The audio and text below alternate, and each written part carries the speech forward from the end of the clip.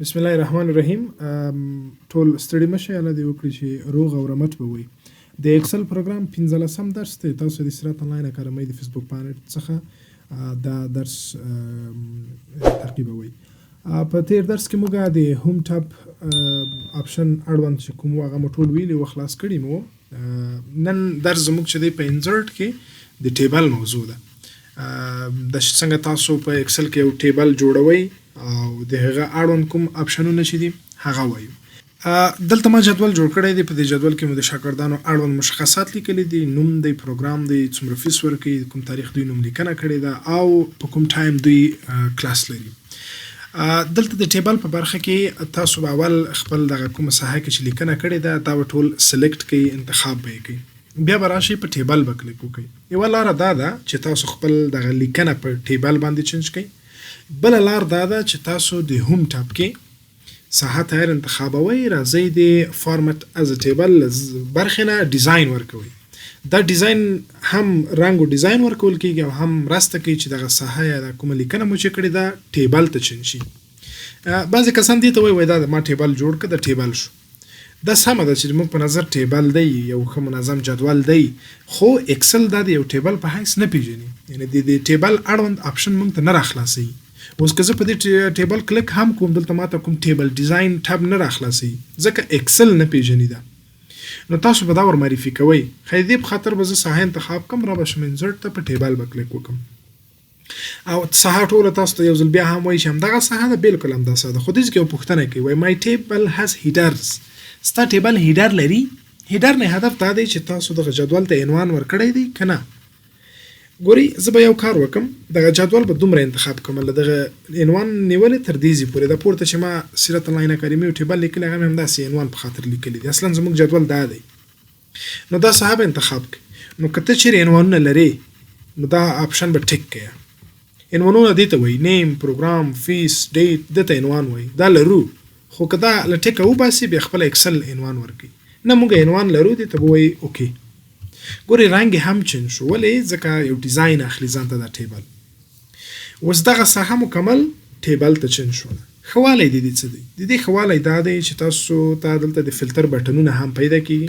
یعنې کولی شئ خپل دغه جدول هر کالم بیل بیل فلټر کړئ. چې فلټر او د سورټ موضوع ما مخکې تشریح کړې وه، هغه په 14 درس کې تاسو وګورئ چې ما دلته په هوم ټاب کې سورټ او فلټر ټول تشریح کړي. نو ضرور نه ده چې زه بیا تشریح کړم.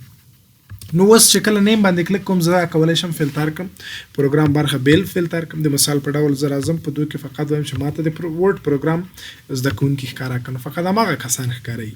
یو فلټریشن شو او دا ځکه موږ ته دا آپشن پیدا شو چې دا موږ جدول ته چینج کړو. دا یو. بل چې کله تاسو په دې ساحه کې کلیک کوئ دلته د ټیبل ډیزاین په نامه یو ټاب فعال شوی دی چې د ټیبل اړوند آپشنونه دي. زه به داسې لنډ درته تشریح کوم.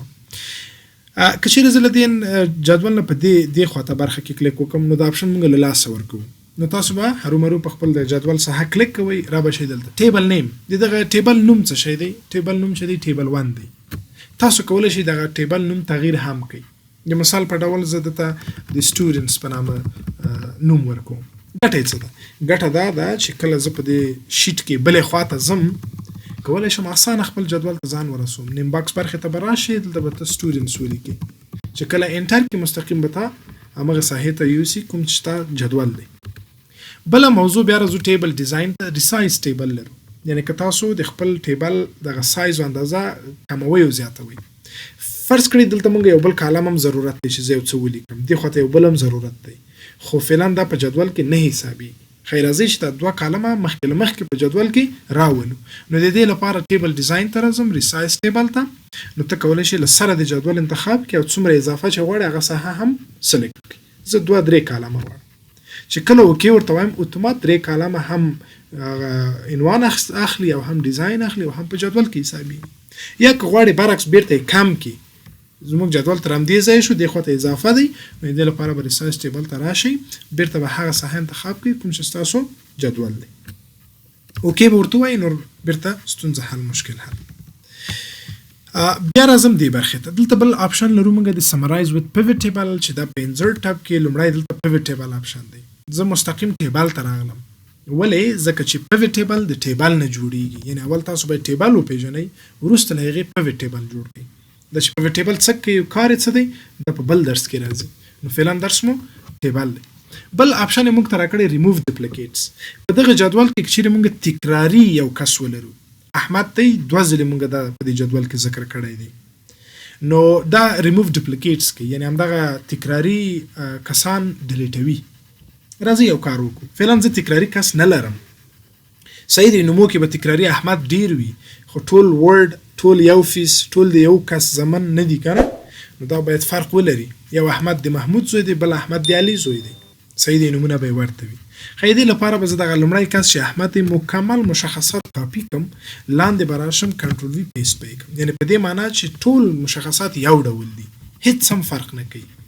خو دا جدول ډیر کسان دي، 100 200 500 زر کسان دي پکې، نو زه په دې کې دانه دانه څنګه کسان ولټوم چې دا تکراري دي. نو ته به جدول ورته انتخاب کې، ټیبل ډیزاین ته به راشي، په ریموو ډپلیکیټس باندې به کلیک وکړي. په دې برخه کې تاسو ته وایي چې په کوم کالم کې تاسو غواړئ تکراري پیدا کړئ، نوم کې، پروګرام کې، فیس کې. زه ټول پرېږدم، زه په ټولو کې چې تکراري پیدا کړ، ټول چې سره تکرار ول اوکې. ته ماته څنګه که ریموو کړه، څه وایي 1 duplicate value found and removed. یو دانه پیدا شو او ریموو شو، نور 8 دانې یونیک پاتې دي. بیخي صحیح ده، اوکې ورته وایه. هغه احمد چې ما تکراري لیکلی و، هغه اوس په جدول کې نشته، ځکه هغه تکراري کس و. نو دا د ریموو ډپلیکیټس کار دی چې ډېر اړین دی، زیاتو برخو کې کارول کېږي. بل کنورټ ټو رینج، که غواړئ چې دغه بخښنې سره، که غواړئ چې دغه جدول مو د دغه حالت نه وباسئ، یعنی دا کوم ټیبل ډیزاین آپشن چې موږ ته راکړی دا نور را نشي، یعنی په دغه جدول کې تنظیمات ونه شو کړی. صاحب انتخاب کې کنورټ ټو رینج به ورته ووایي، یس به ورته ووایي. ډیزاین یې پاتې کېږي، هر څه پاتې کېږي، خو اوس چې زه کله کلیک کوم ماته ټیبل ډیزاین آپشن نه راکوي چې زه ډیزاین یې مخته یوسم، فلټر بټنونه نشته چې زه دا مخته یوسم. نو دا موږ یو ساده ساحې ته چینج کړو، دې ته وایي ټیبل رینج، ساده. او یا هم تاسو کولی شئ د انزرټ سلایسر په مرسته د جدول مو بیا څنګه کوي، فلټر کوي. یو ساده دا فلټر و چې تاسو په د سپینو بټنو کلیک کوئ، فلټریشن مخته وړئ. یو دا دی چې تاسو په انزرټ سلایسر کلیک کوئ، کوم کالم په اساس غواړئ فلټریشن مخته یوسي، د پروګرام په اساس غواړم چې کله اوکې ورته وایي، نو کوم پروګرام غواړئ فلټر کړي، ورډ کلیک پې وکړه، تاته ورډ ښکاروي، وینډوز کلیک وکړي وینډوز ښکاروي، په اکسل کلیک کوم اکسل راته فلټر کوي. فلټریشن نه غواړئ، بیرته غواړئ کلیر کړي، نو په دې بټن به کلیک وکړئ، فلټریشن به پاک شي. او یا په دې باکس باندې کلیک وکړئ، د کیبورډ نه ډیلیټ کې کاږئ تر څو دا باکس مکمل ډیلیټ شي او فلټریشن هم پای ته ورسي. نو دا د ټیبل موضوع وه چې تاسو څنګه په جدول کې ټیبل داسې ترتیب کوئ. بیا کولی شئ د ټیبل ډیزاین په آخره برخه کې چې کوم برخه لرو ډیزاین هم ورکړئ. هر رنګ هر ډیزاین مو چې خوښه وه فقط ستاسو یو کلیک دی، کلیک پې کوئ اتومات ستاسو جدول ډیزاین اخلي او ضرورت دې ته نشته ستاسو ټول سلیکټ کړئ. فقط یو جدول باندې کلیک وکړئ، ورشئ ډیزاین یې ور چینج کړئ.